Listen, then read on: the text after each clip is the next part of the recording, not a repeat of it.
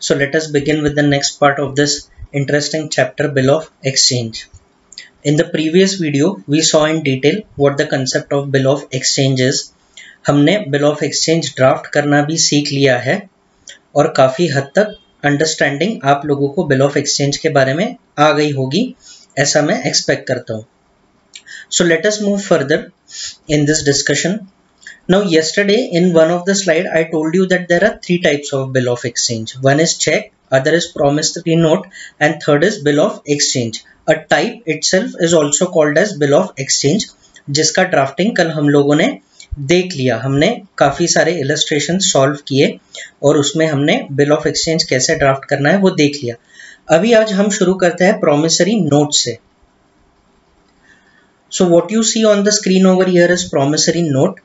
The format, the layout is same as that of bill of exchange. ये देखिए जहाँ पे bill of exchange लिखा हुआ होता है वहाँ पे promissory note लिखा हुआ है. स्टैम्प की जगह पे स्टैम्प है, अमाउंट की जगह पे अमाउंट है.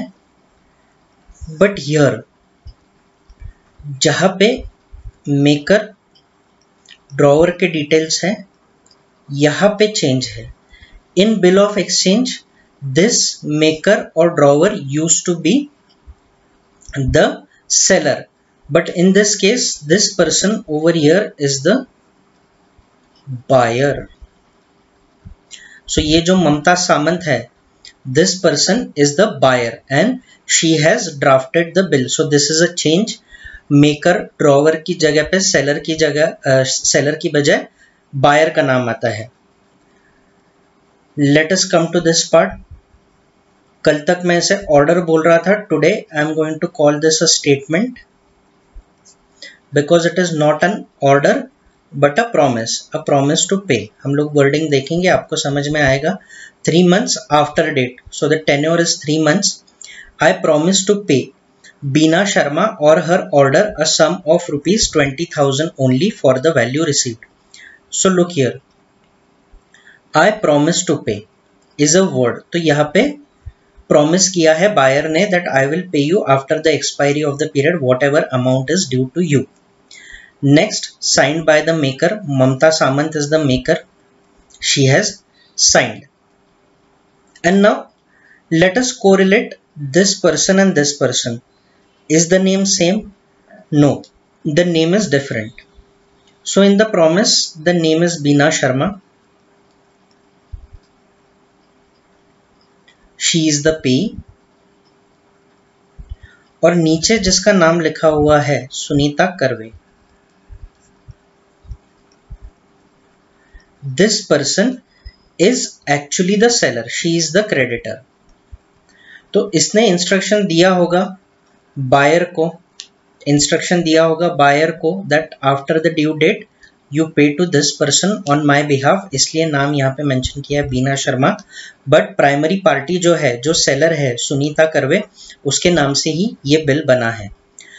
अब क्योंकि यहाँ पे जो बायर है वो बिल बना रहा है, इसीलिए यहाँ पे एक्सेप्टेंस की कोई ज़रूरत नहीं है. अगर आपने देखा होगा बिल ऑफ एक्सचेंज में हम लोग कंसिस्टेंटली एक स्टैम्प देख रहे थे जहाँ पे एक्सेप्टेड करके लिखा हुआ होता है. प्रॉमिसरी नोट में this is not necessary.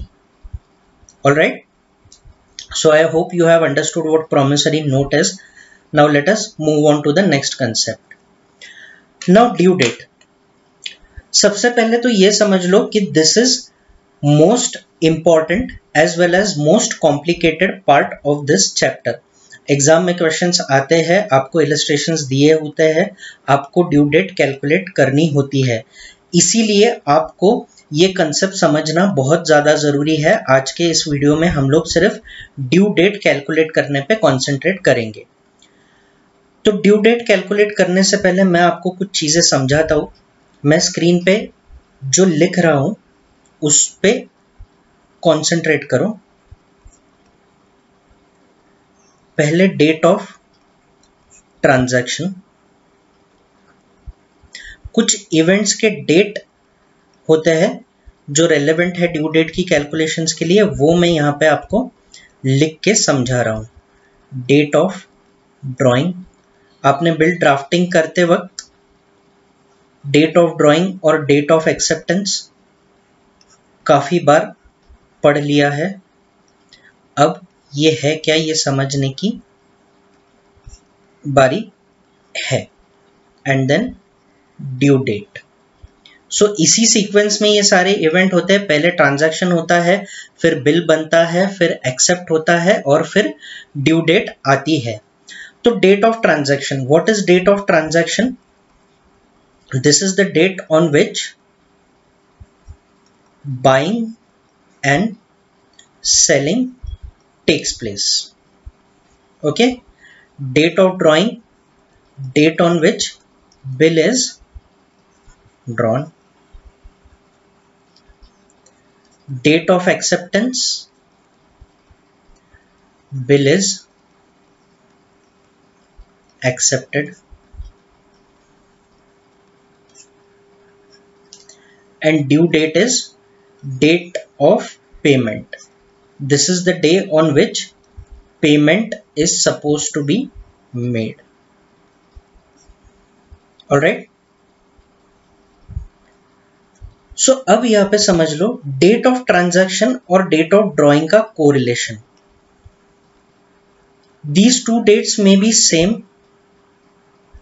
और they may be different. अगर जिस दिन ट्रांजैक्शन हुआ है उसी दिन बिल बन गया तो these two dates will be same. अगर ट्रांजैक्शन किसी और डेट को होता है और बिल किसी और डेट को बना है तो these may be different. Same is the correlation between these two dates. These dates may be same or may be different.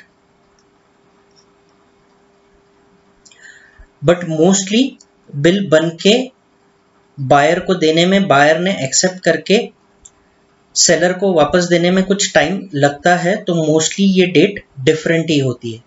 And then at the end of the tenure you get the due date on which the payment needs to be made. And I hope you understand this concept of exchange. ये हो क्या रहा है? This is called an exchange, bill of exchange. तो let us consider these are the two parties A and B. किसी particular date को transaction हो गया, A ने बिल बना के ड्रॉ करके B को दे दिया और B ने एक्सेप्ट करके A को दे दिया। ये प्रोसेस होता है, that is why date of drawing and date of acceptance. ये एक्सचेंज आप समझ लो, इसको बिल ऑफ एक्सचेंज क्यों कहा गया है।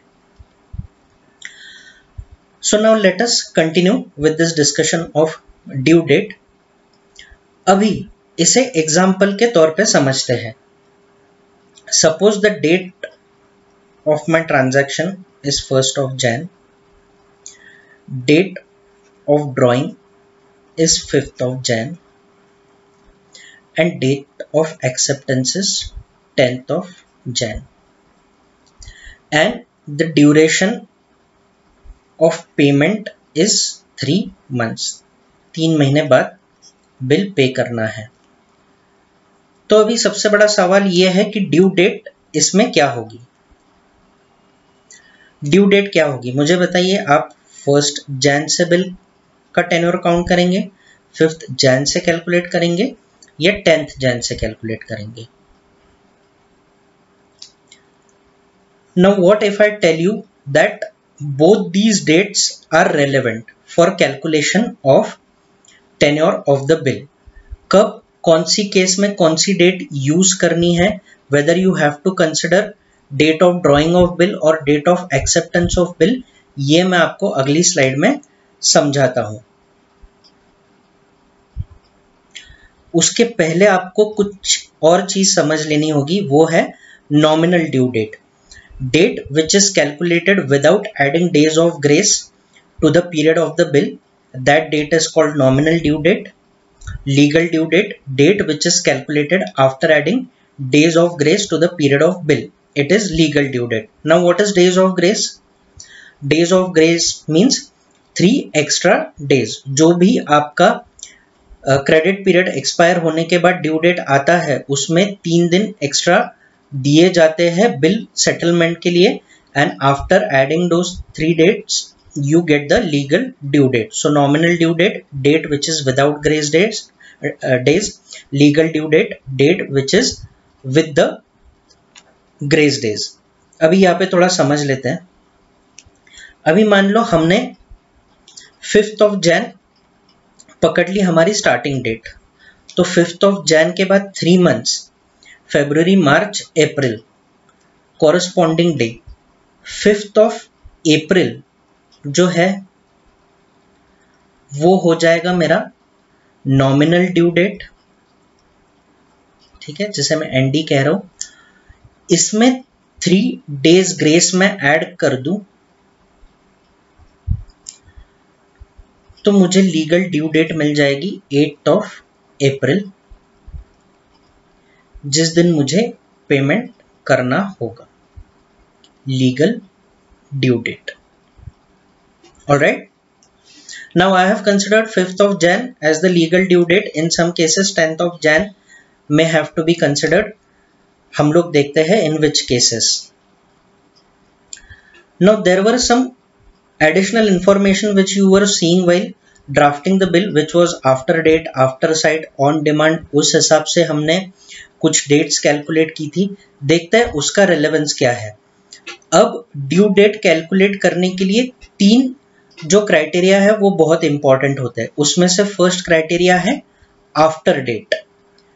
आफ्टर डेट का मतलब है tenure of the bill is calculated from the date of drawing. अगर बिल में इंफॉर्मेशन में ये मेंशन किया हुआ है that the bill is payable after date, तो आप टेन्योर कैलकुलेट करेंगे डेट ऑफ ड्राइंग से।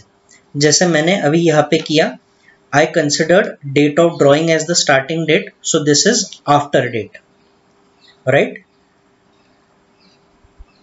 And it is not very difficult to understand after sight.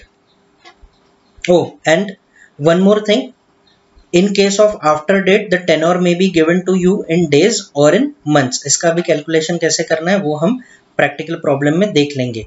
After site tenure is calculated from the day of acceptance. Let us see by the way of same example. Suppose if this bill is after sight, okay, this bill is after sight,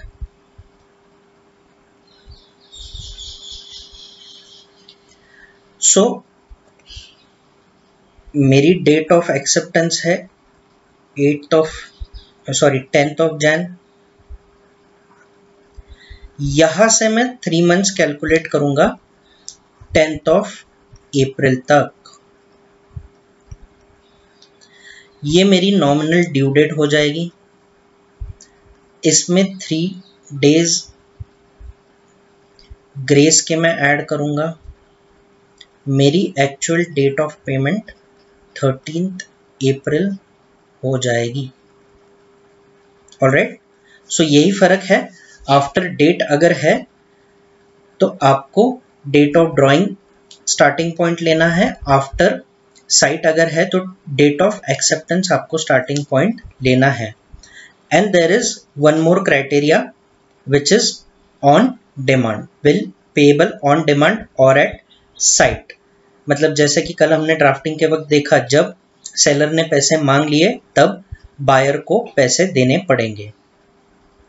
एक quick summary इसकी देख लेते हैं। Due date 3 criteria है। After date जिसमें starting date है date of drawing,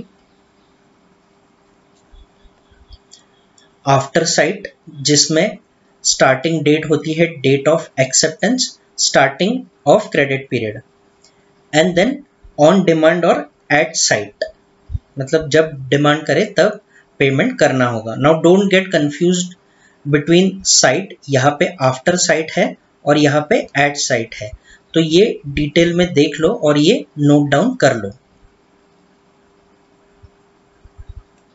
alright, सो अभी हम कुछ एग्जांपल्स देखते हैं। एग्जांपल्स के थ्रू इसे समझने की कोशिश करते हैं। तो ये आफ्टर डेट की केस है। मैं यहाँ पे कुछ डेट्स अज्यूम करता हूं। Suppose 15th of February is my date of drawing. Since this is an after date bill, my starting date will be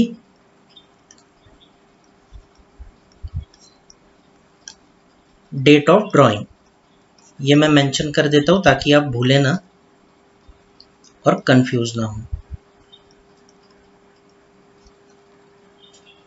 okay, tenure in days अभी यहाँ पे लिखा है, so this bill is in some days, तो let me put 45 days over here. अभी देखते हैं nominal due date कैसे कैलकुलेट करनी है। अभी ये भी काफी इंटरेस्टिंग कैलकुलेशन है, आप इसको देखिए। अभी 15 फरवरी का ये जो बिल है, तो पहले हम लोग 15 फरवरी के अनएक्सपायर्ड डेज कैलकुलेट कर लेते हैं। अनएक्सपायर्ड डेज आपको कैसे कैलकुलेट करने हैं देखते हैं। थोड़ी सी क्वेश्चन की इंफॉर्मेशन हम लोग यहाँ पे लिख लेते हैं।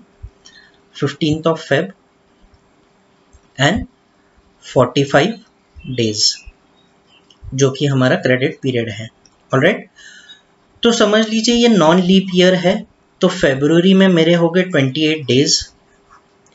28 डेज में से अगर मैं ये 15 माइनस कर दूं 15 डेज, तो मेरे पास बचते हैं 13 डेज, राइट। सो फरवरी के 13 days are unexpired days. This will form the tenure of my bill. अब 45 माइनस 13 कर लो, बचते हैं 32 डेज। तो आपको 20th फरवरी के बाद 32 डेज और कैलकुलेट करने हैं। तो 28 फेब के बाद मार्च आता है, जिसमें आते हैं 31 डेज। हमने अनएक्सपायर्ड डेज ऑलरेडी कैलकुलेट कर लिए हैं, और मुझे एक और दिन चाहिए अप्रैल में, so that my count becomes 45, right. So देखिए मेरा कैलकुलेशन यहाँ पे आ गया 45 days. So this date 1st of April, जब मेरे 45 डेज जहां पूरे होते हैं, that will become my nominal due date. So let me write 1st of April over here, and now I add 3 days of grace, तो मेरी legal date हो जाएगी 4th of April. Okay, 2nd, 3rd and 4th। On 4th the payment will become due. Let us consider one more example. Now suppose the date is 1st of Feb.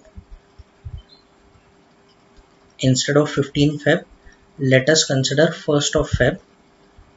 और यहाँ पे आपको दिए गए हैं 30 days. 30 days का आपका tenure है। ऑलराइट, तो अभी कैलकुलेट करते हैं। Again this is a non leap year.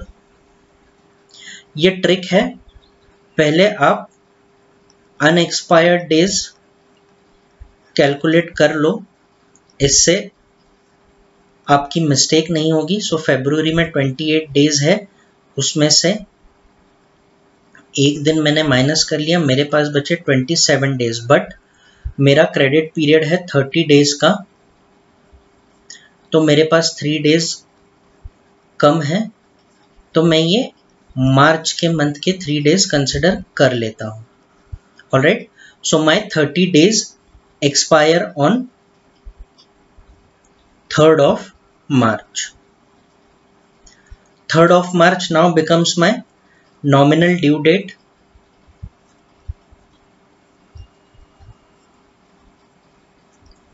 I add 3 days of grace, 4, 5 and 6th of March becomes my legal due date on which I have to make the payment.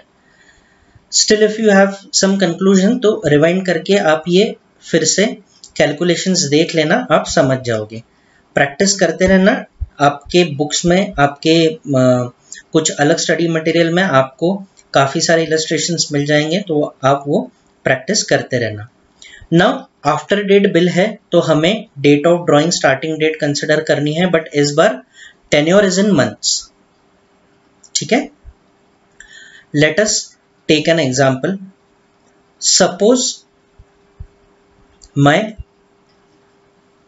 bill is drawn on, let us say, what date? 1st of July. Tenure है 2 months। तो अब nominal due date calculate करना बहुत simple है। जुलाई के बाद 2 months count करो, अगस्त, सितंबर, corresponding date of that month, 1st September will be my nominal due date. I add 3 days of grace, 4th of September मेरी लीगल ड्यू डेट आ जाएगी। As simple as that. अच्छा, अभी एक और चीज ध्यान से देखो। अभी suppose if the bill is drawn on 31st October and the bill is for 1 month। अब मैंने यहां पे आपको बोला कि you have to consider the corresponding day, right? तो आप अक्टूबर के बाद 1 मंथ कैलकुलेट करोगे नवंबर, बट नवंबर में 31st तो होता ही नहीं है। November only has 30 days। So what date will you consider? You will consider the last day of the month. सो 30th November will become your due date. 3 days of grace, 3rd of December को मेरी legal due date आ जाएगी, जिस दिन मुझे payment करना है। Alright, so I hope after date का कंसेप्ट क्लियर हो गया है। Now we will move on to the next concept which is after sight. After sight, तो आफ्टर साइट में योर स्टार्टिंग डेट इज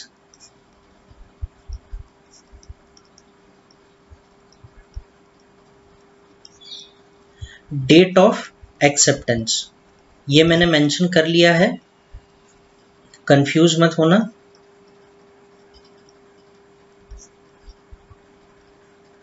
ठीक है, और आप यहां पे देखेंगे कि एक कॉलम बढ़ गया है, डेट ऑफ एक्सेप्टेंस, क्योंकि ये आफ्टर साइट बिल है। मैं आपको प्रीवियस स्लाइड दिखाऊं, आफ्टर डेट में मेरे पास वो कॉलम नहीं था डेट ऑफ एक्सेप्टेंस का, क्योंकि उसका कोई रेलेवेंस नहीं था, बट अभी मेरे पास ये कॉलम है।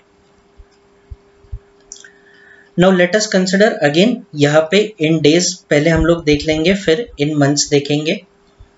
Date of drawing of my bill is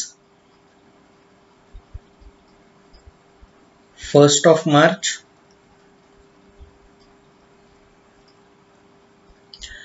date of acceptance is 10th of March।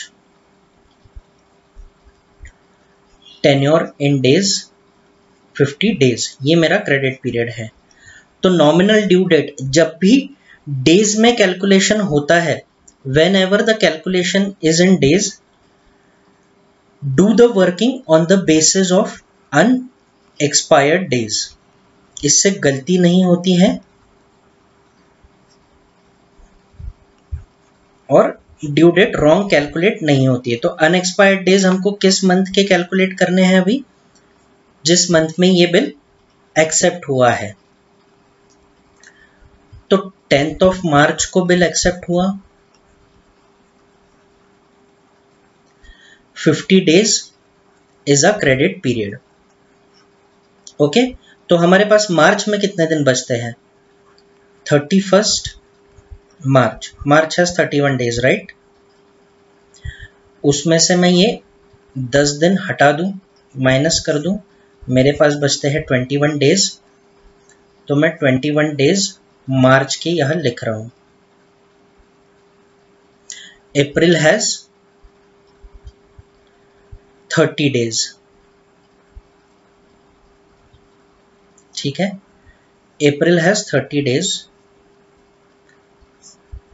तो ये जो मेरा यहां पे काउंट है डेज का, वो 51 हो गया। ठीक है, बट मेरा टेन्योर है 50 days का, तो मैं एक दिन कम कर दूंगा। ऑलराइट, एक दिन कम कर दूंगा, तो मुझे यह 50 मिल जाएगा। और यहां से मैं अप्रैल के 30 days में से एक दिन कम कर दूं, तो डेट मेरी 29th अप्रैल हो जाएगी। So let me write my due date, nominal due date as 29th April। I add 3 days of grace, 30, 1st and 2nd. So 2nd May becomes my due date, legal due date on which I have to make the payment. और एक illustration हम लोग देख लेते हैं. Suppose if the bill is drawn on 10th of May and the bill is accepted on 15th of May and the tenure is 90 days. अभी वापस unexpired days के कंसेप्ट से हम लोग नॉमिनल ड्यू डेट कैलकुलेट करेंगे. देखते हैं उसका कैलकुलेशन. पहले तो मैं रेलेवेंट 2 चीज़ें यहाँ पे लिख लूँगा. My bill was accepted on 15th May and I have to calculate the tenure of 90 days. Alright. तो May will have how many days? 31 days. इसमें से मैं 15 माइनस कर लूँ, मेरे पास मई के दिन बचते हैं 16. सो मैं मई के 16 डेज यहाँ पे लिख लेता हूँ. उसके बाद आता है जून. जून में मेरे पास होता है 30 डेज. जुलाई में मेरे पास होते हैं 31 डेज. तो अभी ये मेरे डेज कितने हो गए? This is 7 and this is 7, 77. सो मुझे और कितने डेज काउंट करना है? और मुझे 13 डेज काउंट करना है, बिकॉज 90 माइनस 77 इज 13. तो इसमें मैं और 13 डेज मिला लूँ तो वो मेरे अगस्त के 13 डेज हो जाएंगे to take my count to 90. तो 13th of August will be my nominal due date.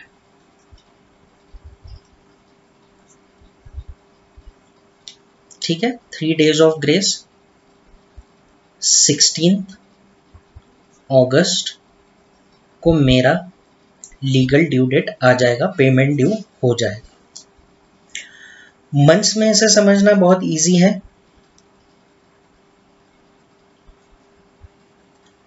First of Feb में ले लेता हूं. Date of acceptance 5th Feb ले लेता हूं. टेन्योर अगर 2 मंथ्स करूं तो मार्च अप्रैल. कॉरस्पॉन्डिंग डेट 5th अप्रैल मेरी नॉमिनल ड्यू डेट हो जाती है. करस्पॉन्डेंस इसके साथ, क्योंकि बिल आफ्टर साइट है, मुझे डेट ऑफ एक्सेप्टेंस कंसिडर करनी है. 3 days of grace. 8th April becomes my legal due date on which I am supposed to make the payment. Let us take one more example. 15th September. Bill is accepted on 20th September. Credit period is 3 months. अब 20th सितंबर का corresponding date 3 month के बाद अक्टूबर, नवंबर, दिसंबर. 20th December will become my nominal due date. 3 days of grace I add. 23rd December becomes my legal due date.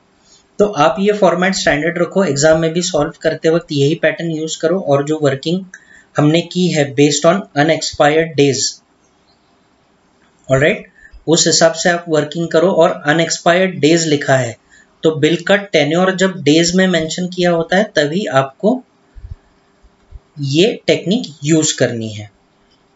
Alright. so far we have understood these 2 things: date, after date in which date of drawing is relevant, after sight in which date of acceptance is relevant. Alright. अभी इसमें एक और issue है और वो है holidays का. What if the due date is holiday, ऐसा होता है क्या? हाँ बिल्कुल होता है। कैसे होता है? Let us understand. Now the tenure here is in days. Let us see, suppose 13th of July is my date of drawing। Acceptance को भूल जाते हैं, इसे कॉम्प्लिकेटेड नहीं करते हैं। Tenure is 30 days। तो 13th जुलाई से मैं 30 days कैलकुलेट करूं तो मेरा नॉमिनल ड्यू डेट आ जाता है 12th of August। मुझ पे भरोसा रखो, मैंने कैलकुलेट किया है 30 days come on 12th of August। अगर आपको चाहिए तो आप पिछली स्लाइड में दिखाई हुई मेथड से कैलकुलेट कर सकते हो। I add 3 days of grace, 15th of August आ गई मेरी legal due date, but 15th of August is a holiday. Holiday के दिन ट्रांजैक्शन नहीं होता है, सो 14th of August will be considered as the due date. In case it is a public holiday, the legal date of the bill is a public holiday. In that case, you have to consider previous day. आप note लिख लो। In case the due date, the legal due date falls on public holiday, the previous day is considered as the legal due date. और एक example देख लेते हैं। Suppose if I consider October, all right, what October do you want me to consider? 24th October अगर मैं consider कर लूं और बिल का टेन्योर 60 days रखूं तो 23rd of December मेरी नॉमिनल ड्यू डेट आ जाती है। अगेन मुझ पे भरोसा रखो या तो फिर कैलकुलेट करके चेक कर लो। After adding 3 days of grace, 26 December becomes my due date. 26 December को पब्लिक हॉलीडे है क्या? नहीं है। So 26 December will remain my legal due date. अभी देखते हैं अगर एक दिन का फर्क होता तो, if instead of 24th August this bill would have been drawn on 23rd October, August नहीं sorry October, let us keep the credit period same. तो मेरी नॉमिनल ड्यू डेट यहां आ जाती है 22nd December, ऑलराइट। और यहाँ पे 3 days ग्रेस में ऐड करता तो 25th December मेरी लीगल ड्यू डेट आ जाती, जो कि पब्लिक हॉलीडे है। इस केस में 24th December मुझे लीगल ड्यू डेट कंसिडर करनी पड़ती। Now let us see what happens in case of emergency holiday. अभी पब्लिक हॉलीडे और इमरजेंसी हॉलीडे में डिफरेंस क्या है? Public holiday is declared in advance, हमें पता होता है। Emergency holiday is not declared in advance. In case of some emergency वो हॉलीडे डिक्लेयर किया जाता है। Now suppose date of drawing is 1st Jan, bill is of 3 months, February, March, April, 1st of April को मेरी nominal due date आ गई। I add 3 days of grace, it becomes 4th of April. Now suppose 4th of April को कोई unforeseen event हो जाता है जिसकी वजह से इमरजेंसी हॉलीडे डिक्लेयर कर दिया जाता है, तो the next day 5th of April will be my legal due date. अभी आप लॉजिक समझो। सपोज 3rd April को शाम को कोई इंसिडेंट होता है और हॉलीडे अनाउंस होता है, तो ये तो हमें पहले मालूम नहीं था, तो इसीलिए 3rd को शाम को जब ये बता दिया गया कि 4th ऑफ अप्रैल हमारा हॉलीडे ऑब्जर्व किया जाएगा, तो आप वापस तो नहीं जा सकते, इसीलिए next day 5th of April will be considered as your legal due date. Let us take one more example to understand this concept. Let us consider my date of drawing is 5th of November. The tenure of the bill is 1.5 months. Okay, so my nominal due date will fall somewhere between 20th December. I write 3 days of grace. 23rd December को मेरी legal due date आ जाएगी.